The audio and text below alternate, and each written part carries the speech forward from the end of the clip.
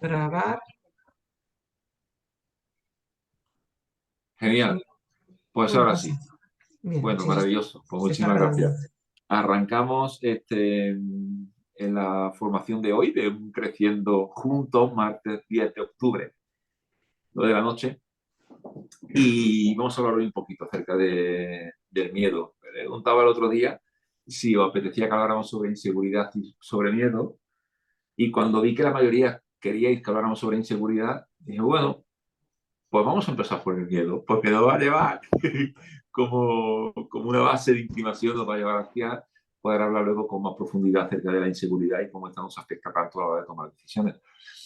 Pero me gustaría que nos fuéramos muy profundos hoy, ¿no? Que nos fuéramos al origen, digamos, de alguna forma, de cómo surge nosotros toda esa parte de inseguridad, toda esa parte de... Voy a ir revisando el micro, pero sí, si pueden ustedes revisar... Mira, yo lo voy a silenciar todo y mejor. Aquí, súper, y listo. Ahí está, perfecto.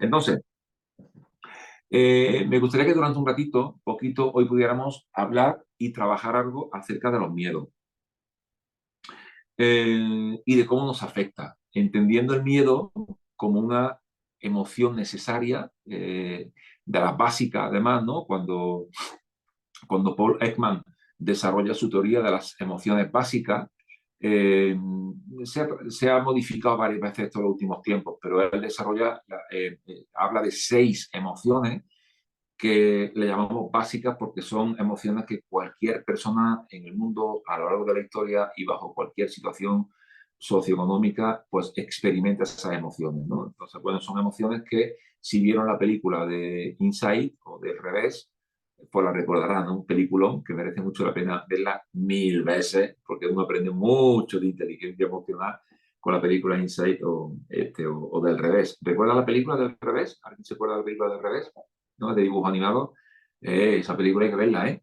Esa película hay que sentarse y verla porque es un peliculón de cómo las emociones nos ayudan a interpretar la vida y la cantidad de decisiones que tomamos y que dejamos de tomar en base a nuestras emociones. De hecho, la emoción, la propia palabra emoción, que tiene que ver con movimiento, que tiene que ver con un movimiento dirigido, que tiene que ver con una predisposición a la acción. Me gusta mucho explicarlo así, porque una emoción es una predisposición a la acción. En realidad, una emoción no es otra cosa que una alteración bioquímica de nuestro cuerpo. Somos bioquímica pura, somos una farmacia andante, ¿no? Por aquí hay algunos que sabrían de eso mucho, pero somos una farmacia andante. O sea, cada vez que nosotros experimentamos algo y la experiencia es aquello que sentimos por dentro en base a algo que sucedió fuera y que lo interpretamos. Es decir, o dicho de otra forma, nos van pasando cosas alrededor, las que sean, X, las que sean, nos van pasando cosas alrededor. La vida está llena de cosas que nos pasan alrededor, cosas chiquitas, se cayó el móvil, se derramó la leche, cosas más complicadas, se rompió el coche, la lavadora, cosas más complicadas, me echaron del trabajo. O sea, empieza a subir, ¿no?, la complicación de las cosas que nos pasan. Y esas cosas que nos pasan, lo que nosotros hacemos como personas es interpretarlas. Somos seres interpretativos. Esto es potente comprenderlo a la hora de entender el mundo emocional. Somos seres interpretativos. Todo lo que nos pasa lo interpretamos. A veces lo interpretamos de manera consciente, pero la mayoría de las veces no lo interpretamos de manera consciente. Tenemos los procesos de interpretación totalmente automatizados. Es decir, tú ya sabes que si pasa algo, tú te vas a sentir de esa forma porque la interpretación a ese estímulo la tenemos súper automatizada. Por ejemplo, el fallecimiento de un ser querido, pues tenemos súper automatizado que vamos a ponernos tristes. Venga, Pepe, no fastidies. Normal que te pongas triste. Bueno, normal en nuestra cultura. En otras culturas no es normal que te pongas triste. De hecho, algunos se ponen muy alegres cuando de repente es un motivo de júbilo cuando un familiar o un ser querido fallece. Y estas cosas pues pasan así, ¿no? Entonces, todos son interpretaciones, ¿no? Uno interpreta que las cosas no salieron como a mí me gustaría que hubieran salido, o no se hicieron las cosas como a mí me gusta que se hagan, y de repente uno pues, siente que ira, se enfada, se cabrea. Cuando de repente alguien viola tus valores, pues te cabrea, ¿no? ¿Por qué? Porque hay una forma de interpretar cómo se tienen que hacer las cosas, alguien no las hace como a ti te gustan o no se logran las cosas como a ti te gustaría que se hubieran logrado o que salgan como te gustaría que hubieran salido y automáticamente nuestra respuesta emocional es a través de la ira. Y así podríamos ver emoción tras emoción. La emoción asco, por ejemplo, que Paul Ekman también metió como una de las emociones básicas, en las últimas revisiones han querido sacar la emoción asco de las emociones, ¿no? Ahora, últimamente hablan de 4 emociones solamente. Pero bueno, a mí me gusta meter el asco porque además creo que es súper adaptativa. Es una de las emociones que también nos han salvado la vida. Si no, todavía seguiríamos chupando sapos y chupando champiñones que nos maten, ¿no? Entonces, el asco es una emoción que nos predispone a actuar alejándonos de aquello que nos puede intoxicar o poner en riesgo la vida de alguna forma, ¿no? Asco a algo o a alguien, que de repente el asco puede ser a alguien, de decir, que no lo aguanto. Y bueno, y eso puede ser de alguna forma también algo de asco, ¿no? Y el miedo, que es una emoción, bueno, la alegría sería pues, cuando las cosas sí salen como a ti te gustan, ¿no? O cuando ese estímulo externo te hace sentir placentero o placentera, una sensación de placer, ¿no? Porque la interpretación es agradable, ¿no? Alguien te sonrió, las cosas salieron como te gusta que salgan, se cumplieron tus reglas de juego, tus valores se están cumpliendo, y qué alegre estoy. Bueno, pues está alegre por eso, ¿no? Sin embargo, el miedo responde a una interpretación de incertidumbre. Es tremendo esto, ¿no? Cuanto más incertidumbre yo tenga acerca de algo, más miedo experimento. Podríamos decir que el miedo es una respuesta de nuestro cuerpo, una respuesta bioquímica, recuerden, no hay nada de metafísico ni de espiritual en las emociones. Todo es pura bioquímica, son hormonas, son neurotransmisores y la combinación de todo esto son emociones. Le hemos puesto nombres. Y el miedo es una respuesta bioquímica compuesta de varias hormonas, cortisol, adrenalina, son varias que lo que hacen en nosotros es despertar los sentidos. Tienen una función. Todas las emociones tienen funciones. Todas. No hay emociones buenas y emociones malas. Esto es un rollo que yo trato de trabajar mucho, de decir, chicos, hay emociones que son más agradables que otras, no fastidies. Estás alegre, es mejor que estás triste, pero todas son buenas porque todas nos sirven. Yo la pregunta que me haría siempre es si la emoción está siendo funcional o no está siendo funcional, si me está sirviendo o no me está sirviendo. Para mí esta es la gran pregunta. Y el miedo en concreto, que es de lo que quiero hablar hoy en esta primera parte, el miedo en concreto es una emoción que lo que viene es a despertar nuestro sentido cuando tenemos esa sensación de incertidumbre. Yo quiero que nos paremos a pensar un segundo en varias cosas. La primera, si en estos tiempos que estamos viviendo hay o no hay incertidumbre. Respóndanselo ustedes. Pero fíjense qué cosa tan interesante lo que les quiero compartir. En el año 1980, esto lo comento mucho en los últimos tiempos, en el año 1980 los expertos, sociólogos, después declararon el entorno en el que vivimos, en Occidente, declararon un entorno que le llamaron un entorno VUCA, V-U-C-A, VUCA con V. Estas son las iniciales de volátil, incierto, complejo y ambiguo. Esto fue el año 1980.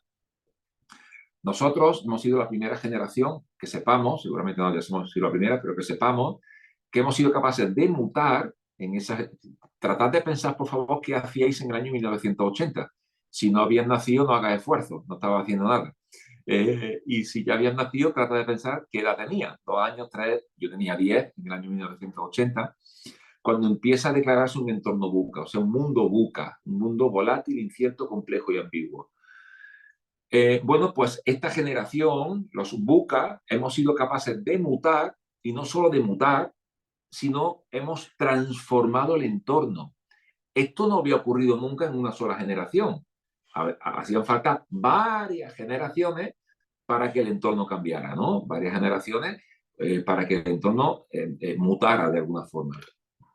Bueno, pues en el año 2020 se da por finalizado el entorno buca y comienza lo que los expertos hoy llaman un entorno BANI, con B. Luego lo pueden buscar por Google y leer un poquillo más acerca de lo que les estoy diciendo, ¿no? BANI con B, que también responde a las iniciales de frágil, ansioso, no lineal e incomprensible. Son en inglés frágil, en este caso viene de brittle, ¿no? Frágil en inglés, ansioso, no lineal e incomprensible. Ese es el mundo en el que estamos, un mundo frágil. No quiero entrar hoy en profundidad en esto, porque ya sabéis que me vengo arriba, Pero no me dirán ustedes que no estamos en un mundo más frágil que nunca. Yo digo que estamos creando una nueva generación de... Saben ustedes que los indios se ponían nombres como tribus, ¿no? Los águilas, no sé qué cosa, los sioux, los apaches, los navajos. Bueno, pues yo digo que estamos creando una nueva generación que se llaman los pieles finas, ¿no? ¿Saben cuáles son los pieles finas, no? No se puede hablar de casinas porque aparecen los pieles finas, que se ofenden por todo, ¿no? Entonces hay que tener mucho cuidado con la nueva generación de indígenas que se llaman los pieles finas. Aparte, hoy en día romperse es facilísimo, ¿no? Vidas rotas por chorradas. A veces te encuentras vidas destrozadas, rotas, frágiles, que se rompen con nada porque me despidieron del trabajo, porque cosas así, ¿no? O me dejó mi pareja. O sea, es alucinante. ¿Y esto a qué ha llevado? A que, mira, no hace nada, hace nada, hace media hora que estaba hablando con una empresa que se dedica pues a recibir llamadas de emergencia. Y hablábamos con algunos de ellos pues surgió la conversación del suicidio. Y decía, es increíble que en España se haya convertido el suicidio en la causa de muerte no natural número uno. Y nadie habla de ello, ¿no? Causa de muerte no natural número uno.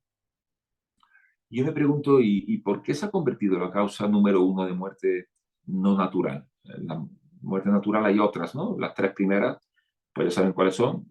Primera, infarto y apoplejía. Segunda, cáncer. Y la tercera no viene al caso conversarla hoy, ya lo hablamos otro día, dedicamos un capítulo entero a la tercera causa de muerte en el planeta, en el mundo occidental. Pero la primera causa de muerte en España no natural hoy es el suicidio. En cualquier edad, ¿no? Me sorprenden los datos, o sea, uno investiga un poco y los datos son realmente alarmantes, ¿no? Y yo digo, ¿no será que se rompe demasiado fácil la vida de alguien y ante la no capacidad de recomponerse optan por una salida tan dramática y tan dura para el que lo hace y para el que se queda? Pero bueno, supongo que el entorno, que también tendremos que aprender a manejar eso, ayuda y facilita demasiado que haya esa fragilidad en la vida, ¿no? Vidas muy poco fuertes, muy poco fortalecidas.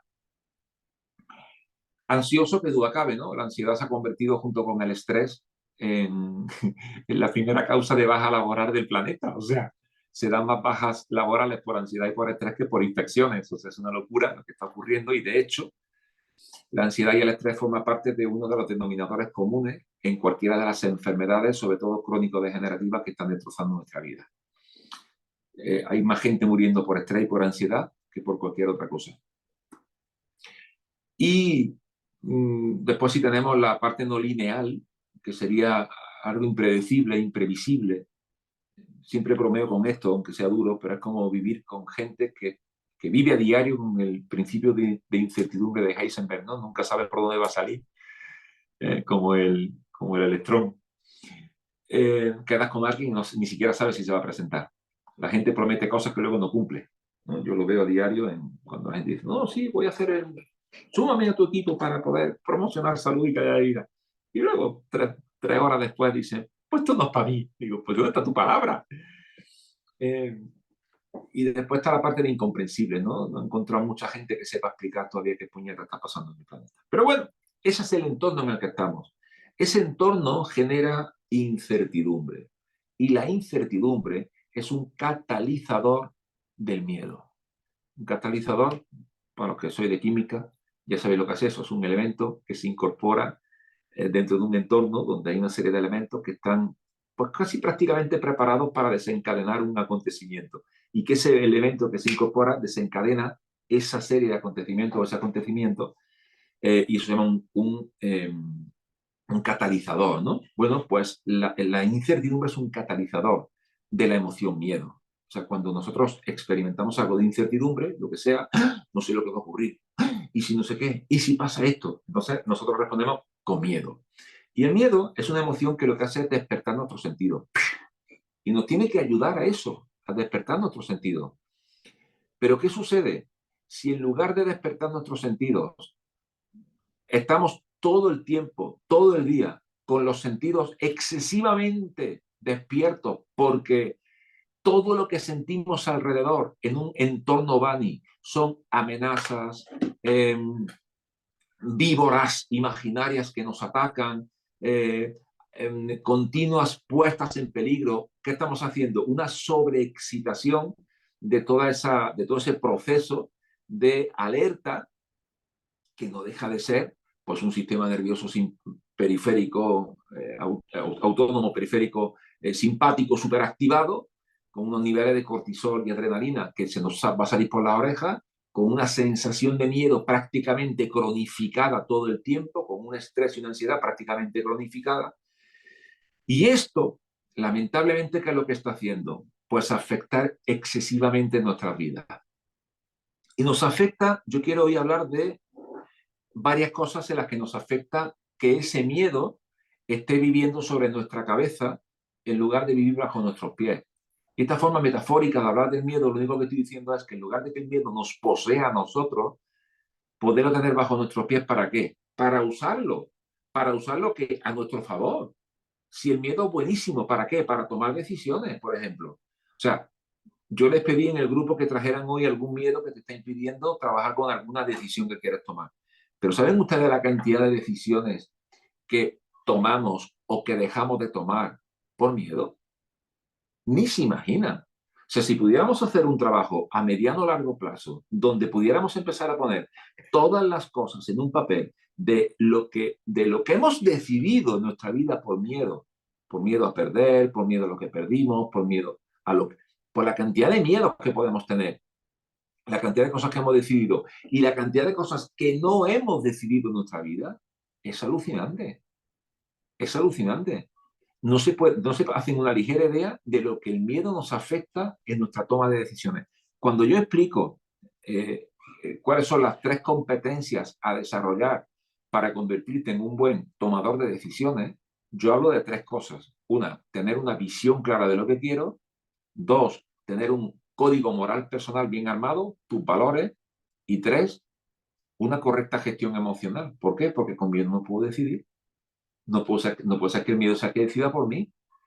Entonces, uno tiene que aprender a gestionar ese miedo para correctamente despertar mi sentido, pero que una vez esté mi sentido despierto, yo pueda tomar la decisión que más me conviene en base a mi visión, en base a mis valores y, por supuesto, fuera de un ataque de pánico o de terror o de un miedo total y absolutamente irracional, como veo a diario.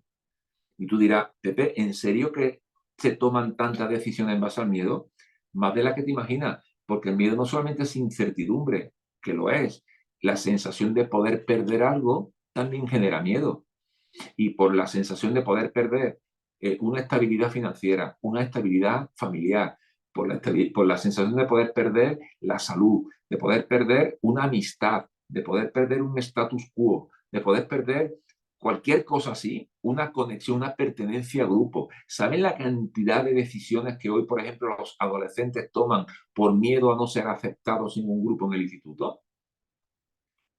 Y por el miedo a no ser aceptados, miedo al rechazo, y por ser integrados en ese grupo eligen, por ejemplo, fumar o tomar droga o tomar alcohol, simplemente por aceptación, simplemente porque en el momento que uno experimenta, aunque sea imaginario, la sensación de pérdida de ese grupo social, uno va a decidir cualquier cosa.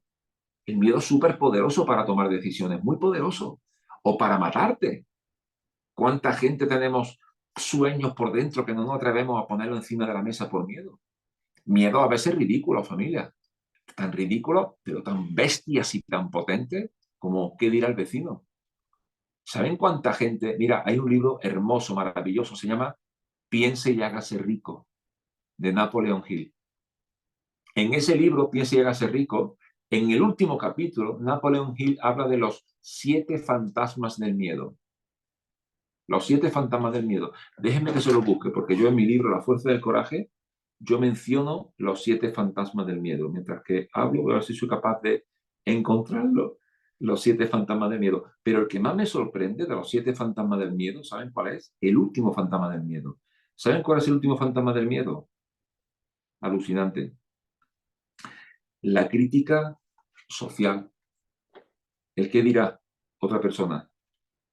Es alucinante cuando dice, no fastidies, Pepe, que ante, a ver si lo encuentro esto, porque les quiero leer el resto de los 7 fantasmas del miedo, ¿no?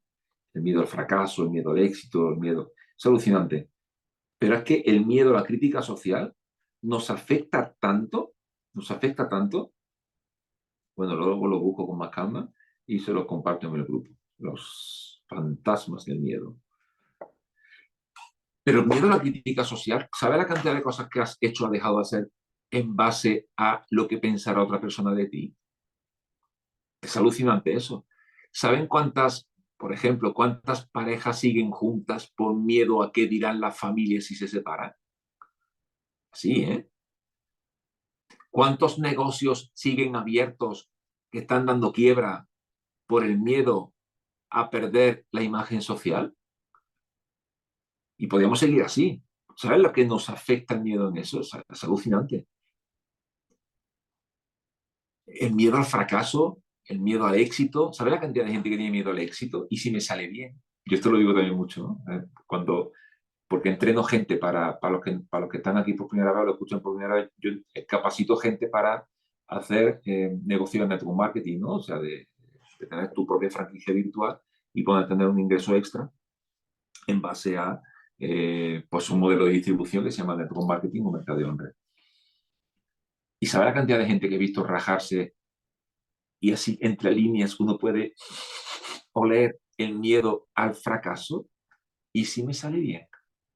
¿Y si mi equipo crece y no se estará a la altura? ¿Y si el que yo invito es más listo que yo y crece más rápido? Pues bendito sea Dios. Pero someterse a ese miedo es perder la oportunidad del éxito o del fracaso, miedo al fracaso. Entonces, ¿sabe la cantidad de decisiones que no tomamos por eso? Entonces, quiero que nos demos cuenta cómo el miedo afecta tanto a nuestras decisiones. Si fuéramos capaces de tener el miedo como un aliado, nos daríamos cuenta que es un gran socio para tomar decisiones interesantes. Pero cuidado, que sea un socio para nosotros, un aliado que se conecte con la visión y con mis valores. Porque si me desconecta de la visión y de mis valores y me dice, mejor no decida, virgencita, quédate como estás, más vale lo malo conocido que lo bueno por conocer, más vale pájaro en mano que 100 volando. Ese es el miedo hablándote. Y entonces vas a dejar de tomar decisiones por escuchar al puñetero miedo. Pero ¿sabes en qué más afecta el miedo? En tus relaciones, en tus relaciones. Y afecta más de lo que nos imaginamos también, porque al final terminamos asociándonos con la gente que se parece mucho a nosotros.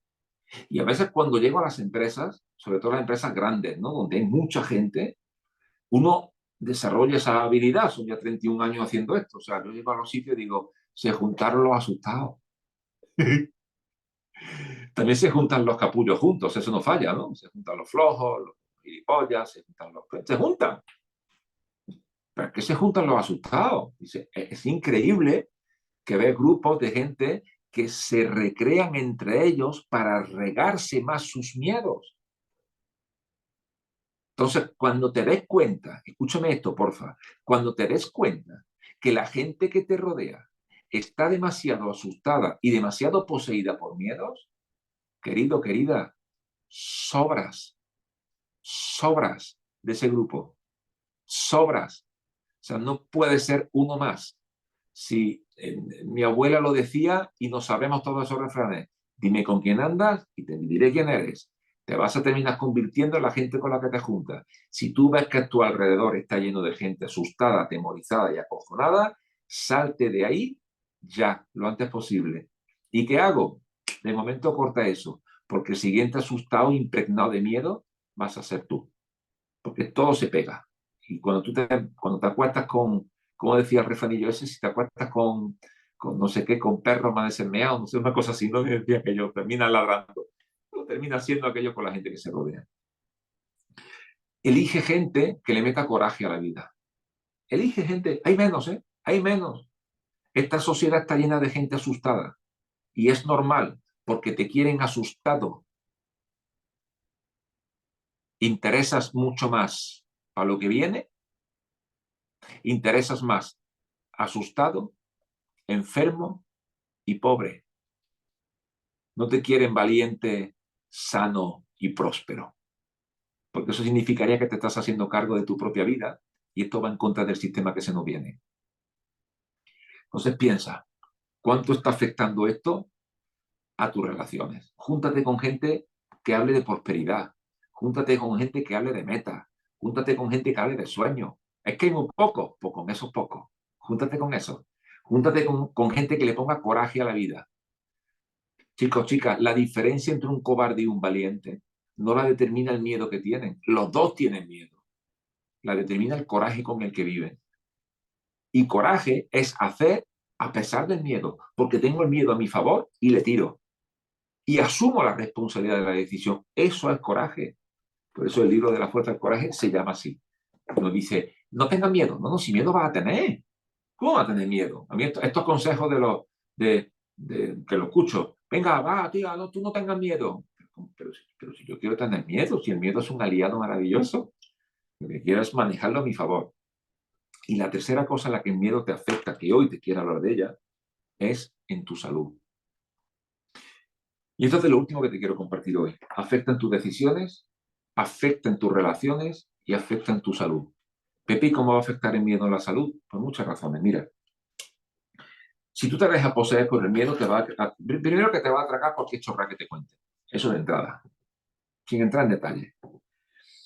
Pero lo más importante es que vas a hacer cosas que tú no harías por ti mismo, por miedo.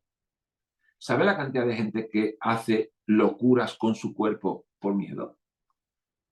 Tomarse cosas, inyectarse cosas, por miedo. Eh, pero aparte, niveles altos de miedo significan niveles altos de ansiedad, de estrés, significan niveles muy altos de cortisol. Y está buenísimo que tengamos algo de cortisol, adrenalina en nosotros cuando estamos activados y lo necesitamos para actuar. Pero el problema es cuando cronificamos eso. Y ya no es que lo cronifiquemos en bajo grado, es que lo cronificamos en alto grado. Es que los niveles de estrés y ansiedad que hay ahí fuera son muy altos en este entorno, ¿vale? ¿Tú crees que el cortisol nos cobra la factura de la salud? El miedo se está llevando más gente a la tumba que cualquier cosa. Dicen, y con esto quiero acabar hoy, quiero que sea cortito. Dicen que una vez hay un señor mayor en la entrada de un pueblo y vio pasar a la muerte. Y este señor le preguntó, muerte, ¿dónde vas? Y la muerte le dijo, voy a matar a 4.000 personas a ese pueblo. ¿A 4.000 personas? Sí. Bueno, la muerte entró en el pueblo 3 días después, la muerte salía y el señor había leído en la prensa que en ese pueblo habían muerto 40.000 personas. El señor paró a la muerte y le dijo, muerte, me engañaste, me mentiste. Dice, ¿cómo que te mentí? No, yo te dije la verdad. Yo te dije que iba a matar 4.000, maté 4.000. No, hombre, muerte, no, hombre, yo acabo de leer en la prensa que han muerto 40.000 personas. Dice, ah, sí, sí, han muerto 40.000, pero yo he matado 4.000 nada más. Dice, bueno, ¿y los otros 36.000 qué? Y la muerte respondió, los otros 36.000 se han muerto de miedo. Se han muerto de miedo.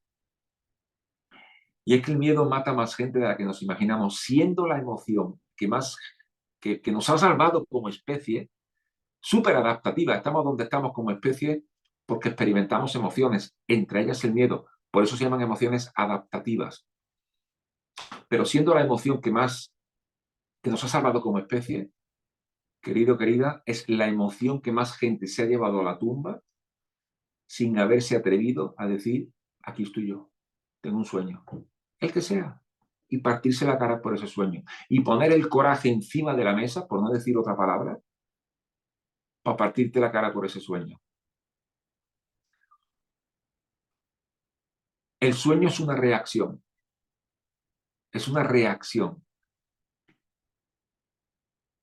que experimentamos por falta de la verdadera naturaleza que tiene el ser humano, que es el amor.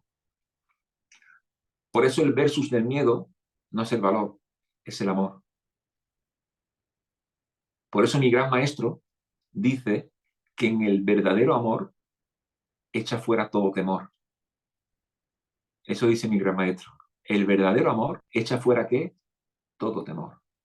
Cuando hay un pico de amor verdadero y alto, no puede haber miedo. Porque el miedo, así como Einstein decía que la oscuridad es, por definición, la falta de luz, es imposible describir la oscuridad sin hablar de la luz. Einstein decía, la oscuridad es la ausencia de luz. El miedo es la ausencia de amor, por definición. Es la ausencia de amor. Y esa es la gran cura. Entonces, si fuéramos capaces de usar el miedo a nuestro favor y entender que una de las grandes curas, yo les quiero conversar de más curas del miedo, de más estrategias para ganarle al miedo y poderlo tener a nuestro favor, no para matarlo, yo no quiero matar al miedo, yo quiero usarlo a mi favor. ¿Cuántas decisiones tomaríamos o dejaríamos de tomar? Ahora sí, por amor. ¿Cómo serían tus relaciones con y por amor? ¿Y cómo sería tu salud si viviéramos en amor? Y esto es algo que yo estoy experimentando y quiero compartirte esa experiencia y nos vamos a descansar. Pero yo me doy cuenta que los 30 años de mi vida que dediqué a fastidiar mi cuerpo era por una falta de amor propio. Siempre dije que estar enfermo tiene que ver con una pérdida de conciencia y lo creo profundamente. Una pérdida de conciencia. Ya sé que hay enfermedades que llegan y no dependen de uno. Lo sé. Estamos vivos y estar vivo es estar sujeto a morirse. Pero lo que no tiene sentido, y he tardado 30 años en darme cuenta, no he tardado 50, pero he tardado 30 castigando el cuerpo, hasta que uno se da cuenta que es una falta de respeto al cuerpo, es una falta de amor al cuerpo. Y cuando uno empieza un proceso de restauración de ese cuerpo, es un proceso de aprender a amarse, de aprender a cuidarse, de aprender a alimentarse bien, de aprender a hidratarse bien, de aprender a dormir, a descansar, a suplementarse de forma intencional e inteligente. Y parte de lo que hacemos en esta comunidad, que cada día más grande, creciendo juntos, forma parte pues de un grupo de amigos que nos juntamos este verano y que seguimos haciéndolo para que juntos podamos compartir ideas. Y que muchos me dicen, Pepe, ¿por qué esto que haces no lo cobras? Cuando a mí me pagan por explicar esto que estoy explicando en otros sitios. Digo, pues mira, muy sencillo, porque esto viene patrocinado es una palabra muy fea, por lo menos en este contexto, ¿no? Pero lo respalda Diamond Academy, que es esa plataforma para entrenar personas que quieren prosperar en distintas áreas en su vida, que quieren ganar salud, punto número uno, que quieren ganar una prosperidad también financiera, ¿por qué no? Me parece que poder restaurar la salud, cada uno desde el punto que parta. Yo partí en restaurar mi salud, partí desde menos 30 años de castigarla. Unos seguramente muchos se suman a este equipo y dicen, hey, que yo ya me cuido mucho. Y yo, maravilloso, tu punto de partida es mejor que el mío. Felicidades. Otros se están sumando y su punto de partida es peor que el mío. Las criaturas vienen arrastrando cosas que hay que seguir trabajando con ellas. Pero qué hermoso que juntos podamos crecer y qué hermoso que juntos podamos compartirnos eh, todo este proceso y además, ¿por qué no? Que juntos podamos incluso hacer de esto un estilo de vida, un propósito de vida y, ¿por qué no? Una fuente de ingresos. Y esta es la razón por la que yo no cobro esto. Esta es la única razón. Así que chicos, chicas, si alguien, siempre dejo esta coletilla, porque yo aquí no uso para explicar eso, pero si alguien quiere saber más de qué es Diamond Academy, de qué es lo que hacemos, de cómo promocionamos esa comunidad de gente sana, próspera y libre, recuerda que te quieren asustado, enfermo, con miedo y tieso como una regla. Pero tú y yo estamos llamados a lo contrario, a soñar, a crecer, a estar sanos, a ser prósperos y a ser libres. ¿Sí? Es lo más hermoso que tenemos. Nos ha costado mucha guerra llegar a esta libertad y no nos van a quitar 4 colados. Así que sigamos soñando, sigamos trabajando juntos, sigamos poniéndole fuerza y coraje a la vida y sigamos haciendo del miedo un gran aliado. Y recuerden lo que decía mi gran maestro. El verdadero, ¿me ayudan a recordar la frase? El verdadero amor echa fuera todo temor. Maravillosa frase de mi gran maestro. Querido, querida, se nos acabó el tiempo. Qué locura, cómo pasa el tiempo. Cuídense mucho, ¿sí? Cuídense mucho. Lean, piensen, mediten y observen cuántas decisiones estás dejando de tomar por miedo o cuántas estás tomando por miedo. Y piensa, si en lugar de miedo fuera amor, ¿cuál sería la decisión? Y te va a ayudar mucho.